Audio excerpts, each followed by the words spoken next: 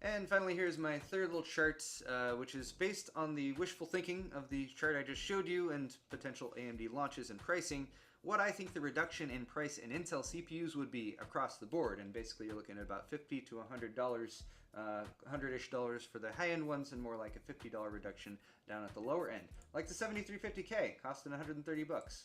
Which seems like what it should cost, not 180 bucks. Wouldn't that be nice?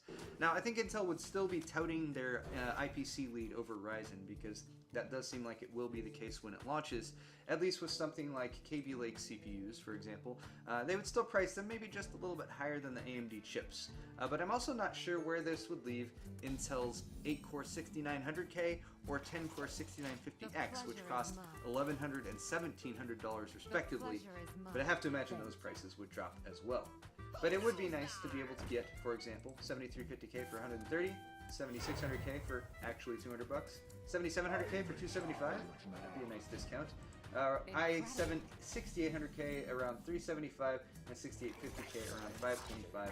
And I can't imagine the 8-core and 10-core processors costing too much more. It would be at least nice to see the 6950X come down to actually $1,000 rather than $1,700. Now again, guys, this is primarily speculation apart from the facts listed towards the beginning of this video, so none of this might actually happen. AMD might price their parts way higher and nothing might change price-wise on the Intel side, or we might find out that we've been totally duped by the early leaks and demos and the Ryzen performance just isn't there and it's not competitive. I find that to be unlikely. We might even see Ryzen chips be less expensive than what I'm speculating here. There have been rumors to that effect that like the Summit Ridge might cost less or the same price as what a 7700K currently costs. But I find that to be less likely because it would really gut the CPU market, and you know, the companies do have to make some profit. I think what I've shown here is pretty feasible though, and it is a big reason why I've been recommending that people wait for now if you're about to build a new system, at least until February and March roll around. And if you're really patient, Intel's Enthusiast platform is usually refreshed every 3 years, and X99 launched in 2014. 2015, 2016, 2017. So if Ryzen does hit hard out of the gate, there is an answer from Intel possibly on the horizon when X299 launches, probably later this year. That's all for this video though, guys. Thank you so much for watching, and let me know if speculative videos like this one are useful for you at all. Of course, hit the like button, comment, subscribe down below. Check out the description for links to my store, as well as some other useful links from some of the research that I did for this video. Thanks again, and we'll see you next time.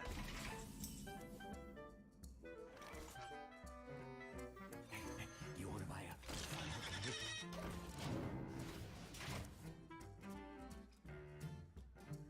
This is the Acer Predator X34. It's a 34-inch 21:9 ultra widescreen IPS curved monitor with G-Sync variable refresh rate technology from NVIDIA built into it. It can also be overclocked up to 100 Hz refresh rate. Many people, myself included, have been waiting for this confluence of features in a display, but is the $1,300 MSRP too much to ask for what Linus has already called the best gaming experience you could put on your desk? Granted, he says that a lot, but let's find out. Excellent!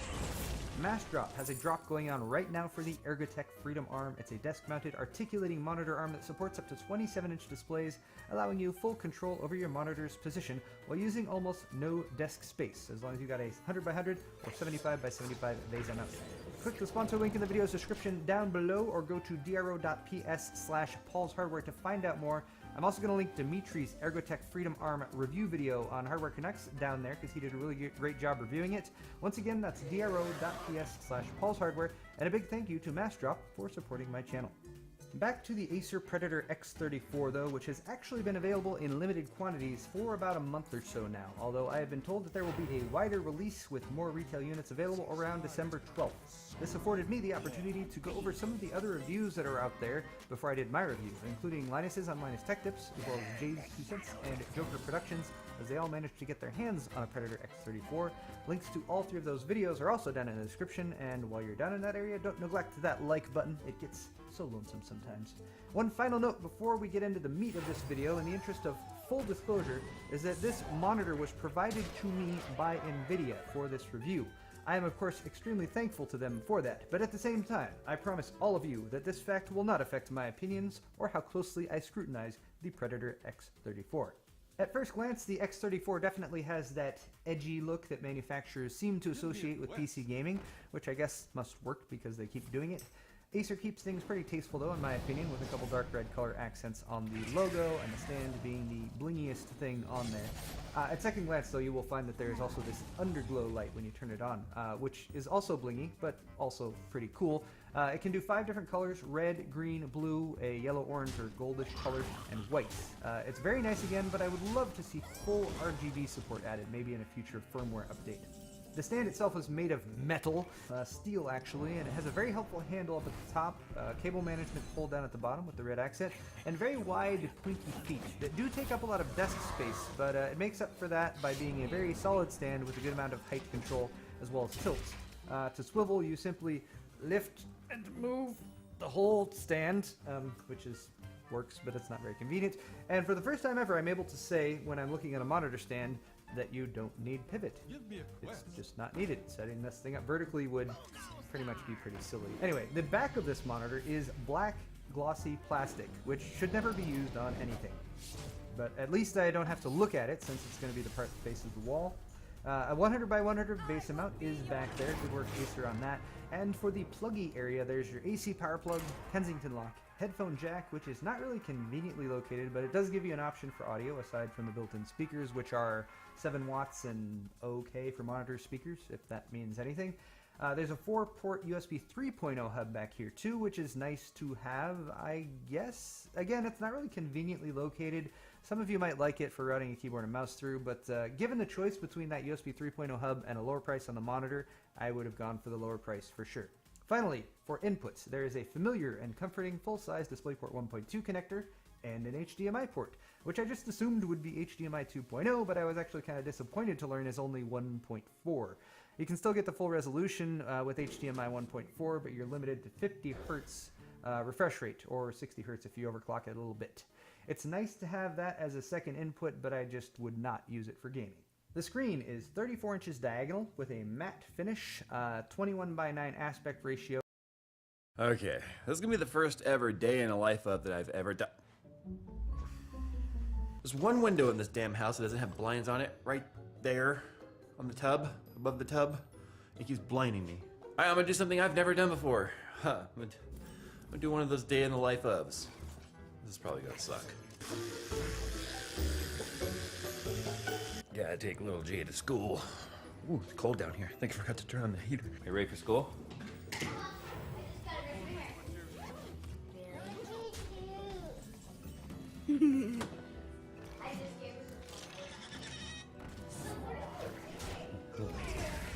Hi. My wife just turned on the coffee machine, but she doesn't realize there's no more beans.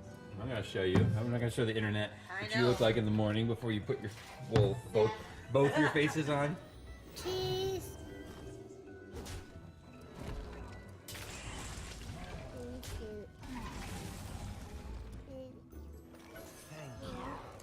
Someday we'll put away Christmas. You see that big old pile of stuff behind me? That's Christmas. We just aren't ready to put away Christmas yet. I really wish I could sleep in, but nope. Someone has to go to school and get an education and stuff and think she's all kinds of some kinds of smarty pants because she goes to school. I know that may not seem very cold to some people, but for those of us in Southern California, that's pretty chilly. 46 degrees? Yeah, that's very chilly.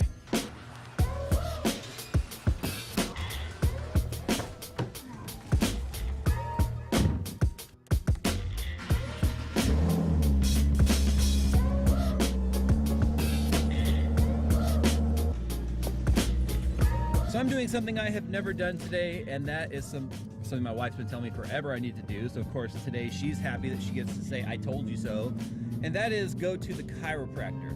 If you have been following me long enough, then you know that I have back problems, and I've got 3 things going on in my back.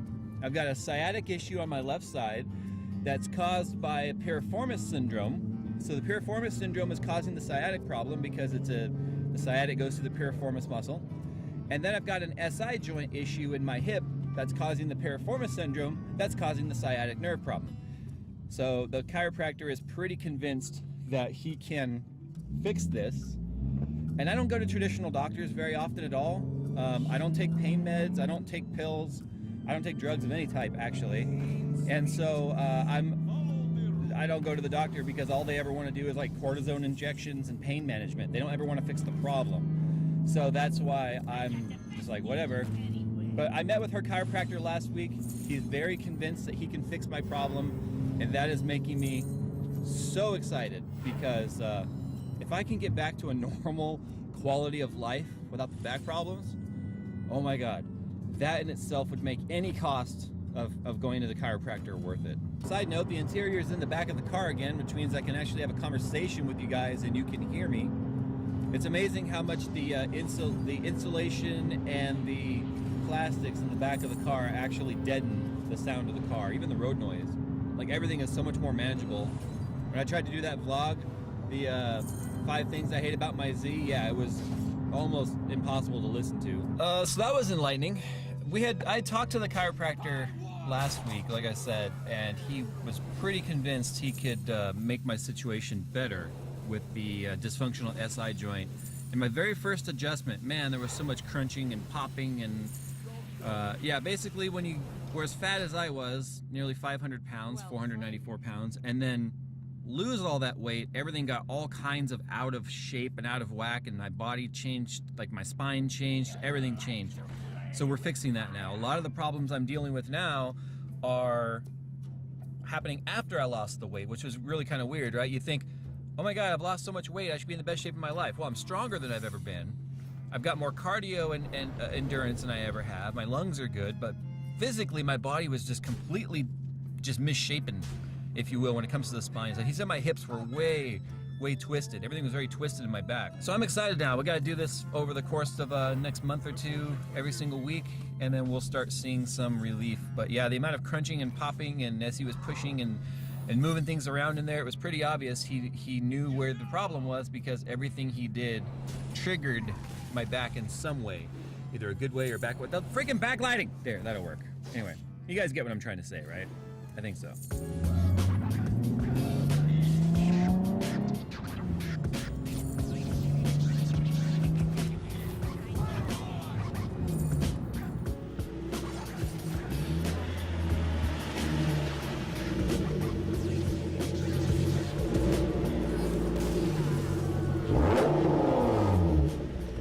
I know it sounds so cliche, but I love this car. This has always been my obtainable dream car, a 370Z Nismo, and not the newer ones. I don't like those as much. The 2009 through 14. A lot of guys dream about those cars they can never own, like a Koenigsegg 1-to-1, or a Bugatti Veyron, or an Italian Ferrari LaFerrari, or 458, whatever. I don't care about those. Even GTRs, don't give a shit. I have always dreamed about having this car. It's not that fast. Handles pretty good, but I could own it, and guess what? I do. I own it. I'm so happy about that. The other thing too is this car has a lot of mods that are not visual, so it looks bone stock with the exception of the Sibon hood, and yes, that is a real carbon fiber hood. I get asked all the time if it's a wrap or something. No, it's real carbon fiber, but there are no replicas on this car anywhere. There's no rep anything.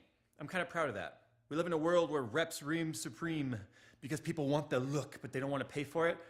Anyway, there's no reps on this car, and I'm happy about that. If you guys have reps, more power to you, to your car. I wouldn't judge you for it. But my car, I want the real thing, and that's what we've got. Carbon fiber in all its goodness.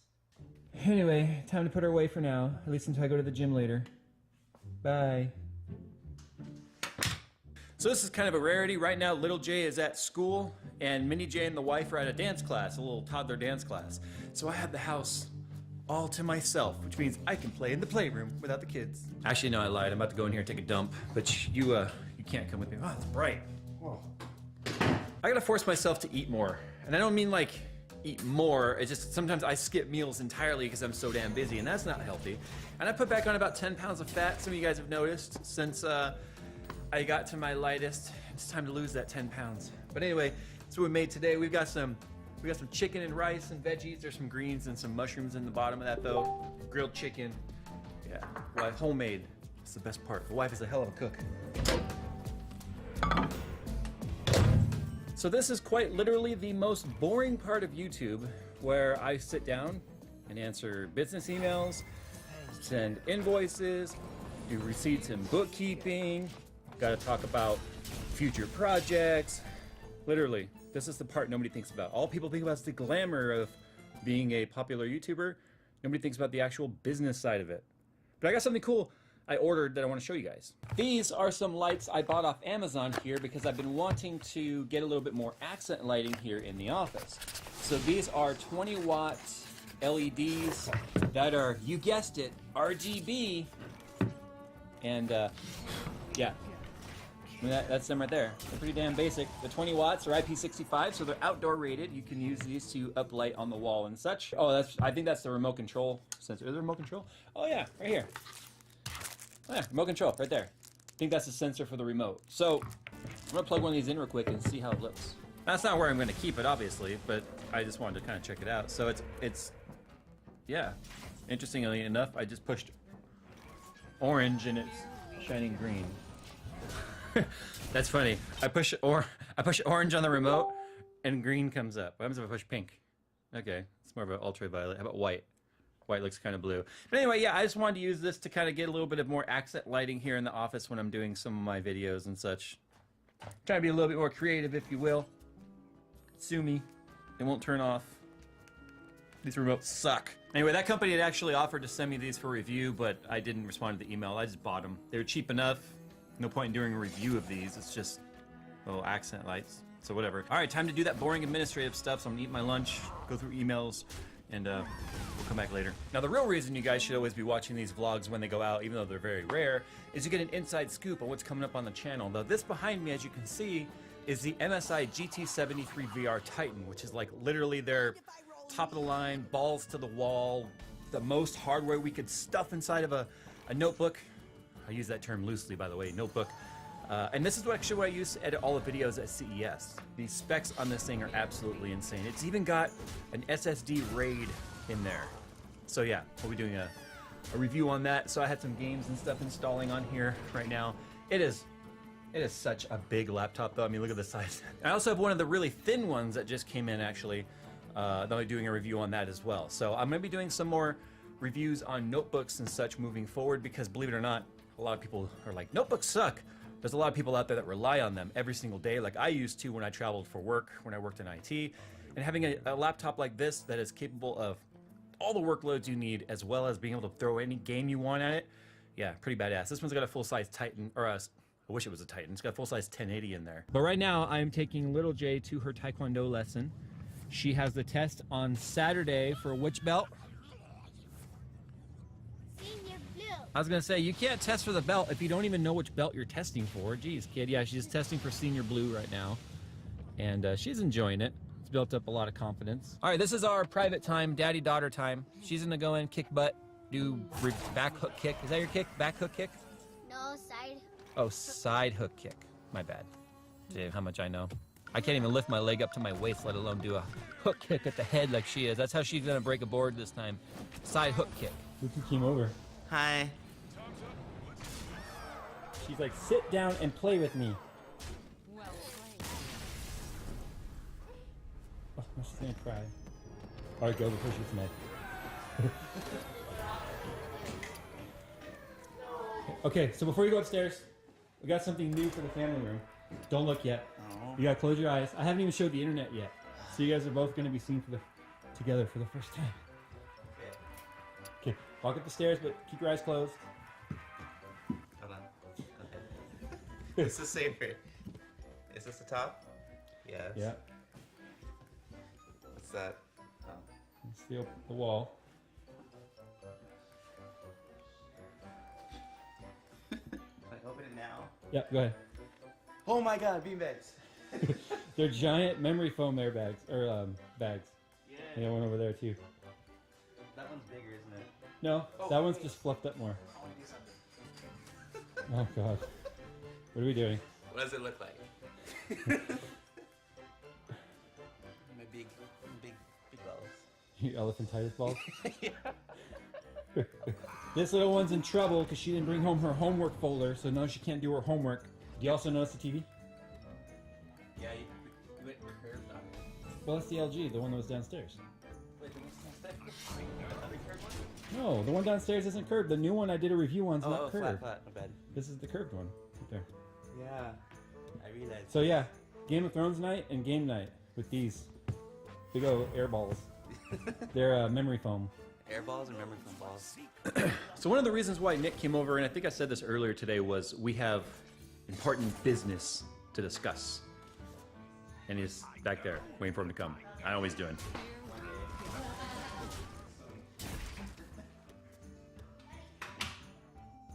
Whoa, I totally forgot I redid the garage. Yeah, we redid this whole garage. The car looks like small in here now, I huh? had to think like, wait, why are there bikes on the wall? What's going on here? All right, we're gonna go to dinner right now. I'm not gonna tell you guys why yet, but anyway, we're gonna go to dinner. Did you lay there like paint me like one of your French ladies? This is weird. I've never done one of these whole like a day in the life of videos, but at least you guys get to see how busy I freaking am. Like from the moment I get up, I just sat down this couch for the really the first time today. It's 11:33 at night. Really? I mean 8:33. 11:33, whatever. You're like, oh my god, really? What happened? Yeah, like, I just sat down here. So anyway, Coconut Monkey and I, we went to dinner at Cheesecake Factory. Yeah, we were on a date. A bro date. We were on a bro date. Actually, should I tell him? I think you should tell him. Yeah, I should tell him. Coconut Monkey is, starting February, going to be officially an employee, which is weird. Right? He's always a friend first, but my I was gonna say my slave, but they'd be like, that's racist. You can't say that. I am a slave to you guys, therefore it's fair. No, seriously, this year this is my year. We're gonna hit 1 million. We are getting the studio. He's gonna help me set up the studio. I was showing him some of the studio availabilities that are around this area. It's hard because I want to get the right place. Yeah. I want the right place. Because it's a long-term commitment. It is a long-term commitment. But I don't want to make do. I want it to be right. And you got to spend money to make money. And I need people to help me get to that point. And Coconut Monkey, by the time he goes full-time, he's going to start part-time at first. I hate where you're sitting. Okay, Sorry, so I'm closer. see, I'm going to have to train you on everything, aren't I? Oh, man. So he's still in college right now, though. He's still finishing up his final year of university. So he's going to be part-time until he graduates, and then we're going to transition right into full-time. And hopefully by then, we'll already have the studio and already have it all set up and ready to go. So that's kind of like the big thing here. And we had a long man-to-man talk about wages and salaries and expectations and whether or not like this dynamic even works out. But I think it does. I think it's been working for like the past 5 years. Just saying. I always do. True, but you've had the luxury of just showing up, doing the two idiots thing, and then leaving. Yeah. While I do everything else, but now you're going to be a part of the beginning to end. I get to be part of the madness. True. Anyway, that's a day in the life of, and it was a really interesting day to vlog all this because I think this is the turning point for the channel. Hopefully it's going to turn up and not down. Turn up. Turned up for what? It's turned down for what? But yeah. Oh wait, turned down for what? Yeah, but we're not going to turn down because we're supposed to turn up.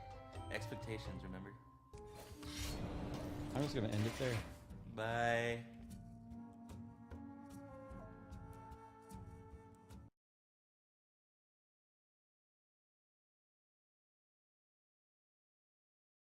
All right, listen up everyone, because class is in session. I've got an important video for you today. This, as you might recognize, is the FLIR 1. I picked this up at CES, and this allows me to do something that my eyes cannot, and this is see heat. Seeing heat is a huge deal because, believe it or not, when it comes to the temperatures inside of your system, some things are happening.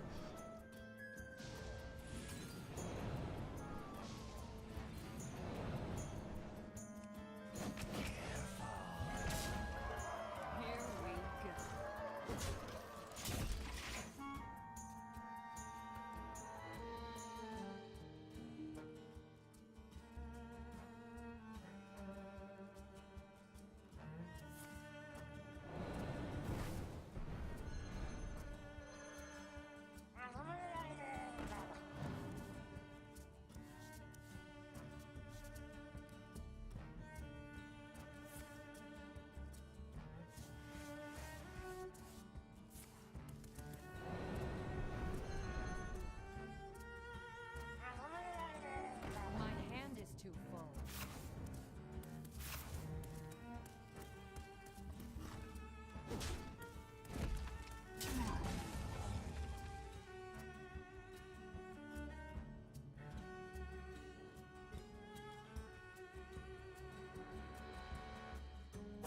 Too soon. My hand is too full.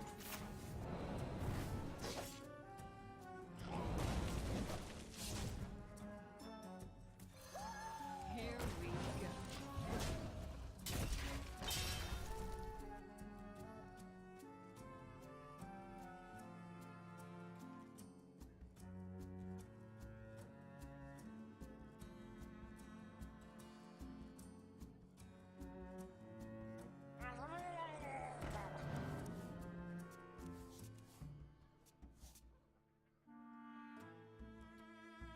Ha, this guy's toast.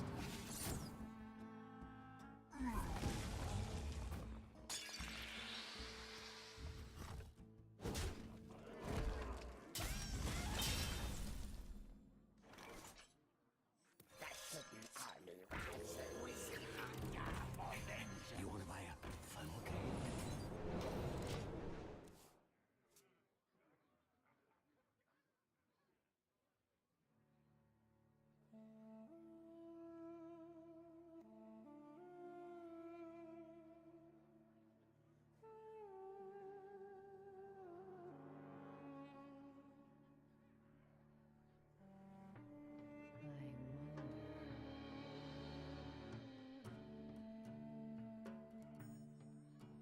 The menagerie is for guests only.